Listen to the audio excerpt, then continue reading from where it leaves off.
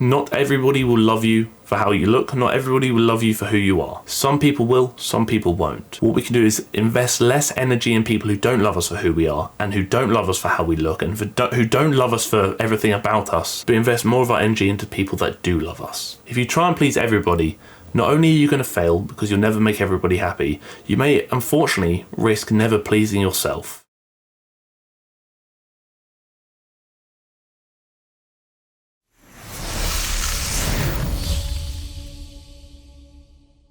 We're back once again, and I'm currently still in Turkey, although I should be back by the next video.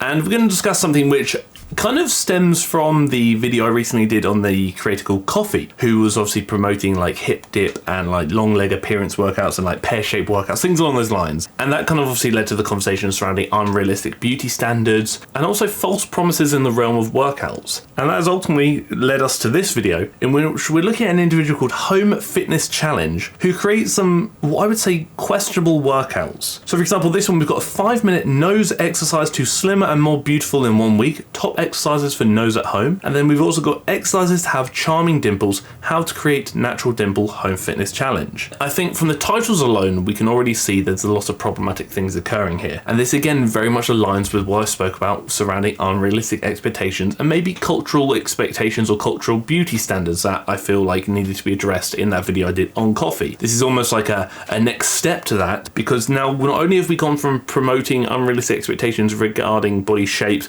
but at least in the sense of like muscular development, we're now promoting unrealistic expectations in the sense of facial features, which is a whole nother area we're going to discuss very shortly. But before we do so, the things that need to be done must be done. If at any point you decide you like the video, then please let me know you like the video by liking the video, and maybe even by subscribing to the channel by clicking the red button down below, or maybe even the bell next to it. And if you have a question you want me to answer at the end of the next video, then please do consider drop it down below in the comment section for comment question of the week, and I shall do so. When it's anything mental health related or anything that's surrounding like quite a serious topic, being like beauty standards and things along those lines, I always feel guilty wearing a hat, because I question, although the hat is a bit of fun and it's for charity, I do worry that me wearing a hat when I'm discussing potentially serious topics such as these ones will devalue my message and lead people to potentially not take my message seriously, which is not something I want to risk. For these types of videos, I'll probably avoid wearing a hat because again, I don't want to overstep the mark, and I also don't want to invalidate the message I'm trying to promote. The first problem we can identify with this video is the fact that this creator almost implies that a slimmer nose is a more beautiful nose and you can achieve that in 1 week. To me, I don't know if this is intentional, but it kind of does align with the contents of the video. That, like I said, implies that big noses are not beautiful. To be honest, I've got a pretty big nose. I mean, look at the side on. I think it's a pretty big nose. I have no issue with having a big nose. I also have a massive forehead. I'm not going to do workouts that reduce the size of my forehead because, number one, I can't reduce the size of my forehead, and number two, the forehead is part of me. I look like a budget megamind. But even the suggestion that obviously having a big nose is bad and that you can slim down that nose to make it beautiful, like I said, indicates that it was not beautiful before, which is a shame. And although I think it's okay to not like certain areas of your body, although it makes me sad because I wish that everyone liked every aspect of their body, I know that's not realistic. And realistic, there are always going to be things that we want to improve on, but that should never come from a place of pressure or never come from a place of trying to improve because you feel like the world wants you to improve or you need to improve. I wish that came from a place of just general desire to improve yourself for your own reasons and own motivations. Like I said in the coffee video, it's just because you want to improve doesn't mean you're not already great. Just because you want to change something doesn't mean it's not already good enough or more than good enough. You simply want to make great even greater. But I wish people never felt like they needed to do those things, but did so just because they wanted to, but not because they don't love themselves already, but simply because they just want to make a change for themselves. Exercises like this or movements like this will not result in you having a slimmer nose.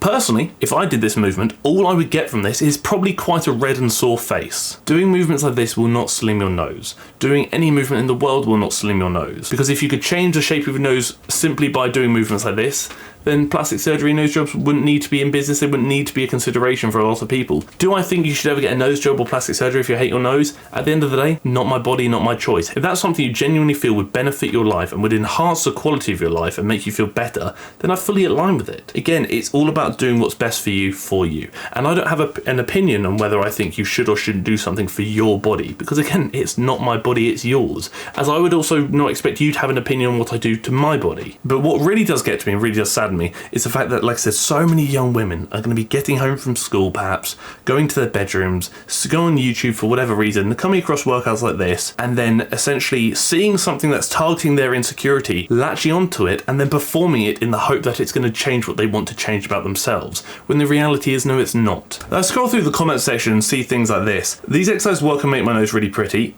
I don't think they do work, unfortunately, but I just want to add that there's nothing wrong with a big nose, and no one born with it should ever feel ashamed of themselves in any way. I like that comment, and I think it's safe to assume, based on a lot of the comments, that a lot of these individuals may be quite young and may have fallen victim to the trap that we're observing here, which is unrealistic expectations and false promises surrounding something that a creator is saying could be changed that can't be changed, whilst also potentially implying that it needs to change to become beautiful, which I completely disagree with. I think it's really damaging and harmful. And we flip around to this of how to create natural dimples. We see the comments and it's very much the same thing. People aligning saying this works, trust me it works, but does it really work? Or are you potentially getting localized inflammation in the area because you're pushing into it? Or maybe are you convincing yourself it works when it doesn't because you're expecting to see results that just aren't achievable? I said this in the coffee video, and I'm going to say it again now. It does make me question whether this creator has made this video or these videos because they genuinely believe in the process and genuinely trust that the results they're promising are realistic, or are they doing this because they know, unfortunately, there is a market to capitalize off insecurity and to capitalize on how susceptible young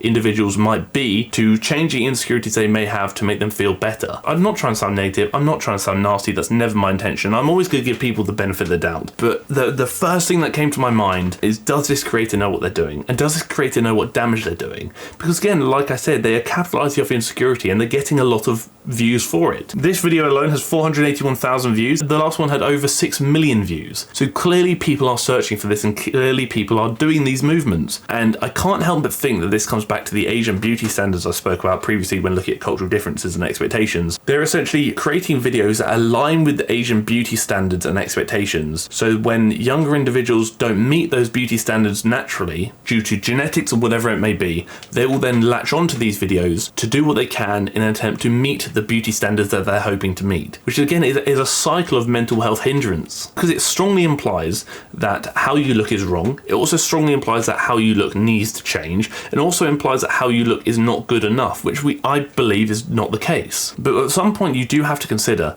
is what impact are the unrealistic beauty standards promoted or encouraged by different cultures having on the mental health of those within those cultures. Then you look at creators like this who are potentially feeding on those insecurities and maybe even encouraging or enabling those beauty standards within those cultures, and then you could have questioned what impact is that having on the mental health of the people consuming this content. And most of my audience are around the age of about 18 to 35 or so. That's where the majority lies. But there are going to be some of my audience that are under the age of 18 who are maybe very susceptible to content like this, and maybe believe that engaging in content like this or performing movements like this is going to make them feel better about themselves and is going to make them change how they look.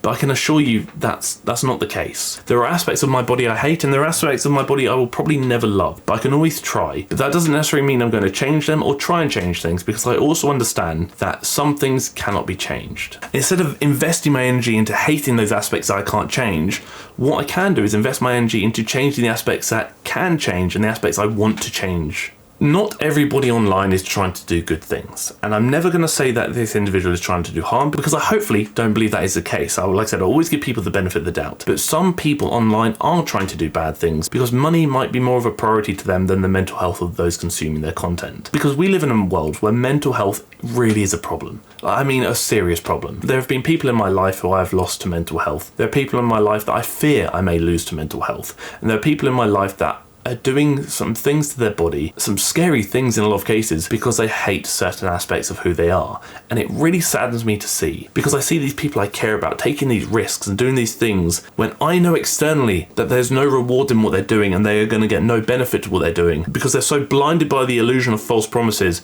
and blinded by the insecurities that they unfortunately have. They are willing to try anything to make a change. But it saddens me to know that a lot of people feel like they need to change, not because they want to change, but to be accepted, to be deemed beautiful, or to be to be loved, they have to make a change, which is really sad. Not everybody will love you for how you look. Not everybody will love you for who you are. Some people will, some people won't. What we can do is invest less energy in people who don't love us for who we are and who don't love us for how we look and who don't love us for everything about us, but invest more of our energy into people that do love us. If you try and please everybody, not only are you going to fail because you'll never make everybody happy, you may unfortunately risk never pleasing yourself. The people who are meant to be in your life will stay in your life. They'll make an effort to be in your life and you'll make an effort to have them in your life. But the people who aren't that important, the people who don't deserve to share that journey with you, may be better suited to sharing that journey with somebody else, will work their way out naturally. If you force yourself to have relationships with people and they don't feel like you're getting a lot back, probably not a relationship you need to invest in. If you force yourself to change who you are to please other people, is that a relationship you need to invest in? Is that a change you need to be making? What about them makes them so important that you'd almost sacrifice your own happiness and your own desires just to align with theirs? Individuals are under more pressure now than ever to look a certain way, to be a certain way, to achieve certain things. And then you question why mental health is in such a poor state. Many of us, including myself in a lot of cases,